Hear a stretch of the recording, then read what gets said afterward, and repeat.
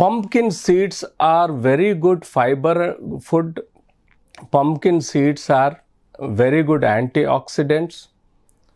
They are meant for beta carotene, which helps for the energy or the food nutrition for the vitamin A and eyes care. Pumpkin seeds obviously should eat, even the diabetics, who it really helps them to have a good life. Pumpkin seeds, when they are taken, they give lot of fiber food to ease the intestine for the defecation, and as well pumpkin seeds will raise the beta carotene so that the body, eyes are well preserved, and then their vitamin A is well preserved.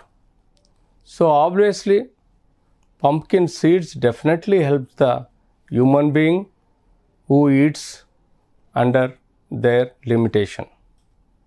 If the excessive pumpkins are taken, then there is a possibility of side effects where the hypervitaminosis possibility is there, where there is an increase in vitamin A and vitamin B5, so that avoid the larger eating of pumpkins.